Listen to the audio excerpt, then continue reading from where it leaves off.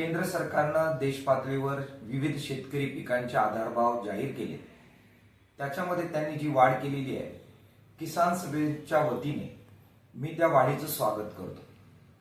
या वाढलेल्या भावाच्या प्रमाणे खरेदी होणार का, हा खरा कळीचा मुद्दा आहे। सोयाबीनचे भाव मागच्या वेळी सुद्धा काही प्रमाणात वाढवले, मात्र प्रत्यक्षामध्ये जितकी खरेदी शेतकऱ्यांकडून महाराष्ट्रामध्ये व्हायला पाहिजे ती झाली नाही। मुदतीत वाढ करून सुद्धा मोठ्या प्रमाणात सोयाबीन शेतकऱ्यांकडेच राहिले। त्याच्यामुळे जो भाव वाढायला पाहिजे, प्रत्यक्षपणाने शेतकऱ्यांना मिळायला पाहिजे, तो सोयाबीनचा मिळाला नाही।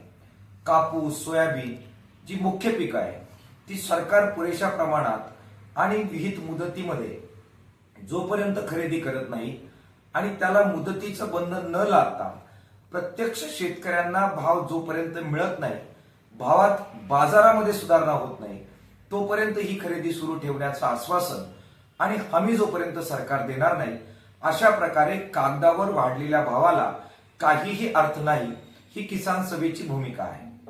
आंतरराष्ट्रीय पातळीवरून सरकार वेगवेगळ्या प्रकारचा शेतीमाल आयात करणार, तूर आयात करून स्वतःच बाजारामध्ये भाव पाडणार आणि दुसऱ्या बाजूला मात्र आम्ही अशा प्रकारे तुरीला भाव जास्त वाढवून दिला याचं क्रेडिट घेणार। याला काही अर्थ नाही।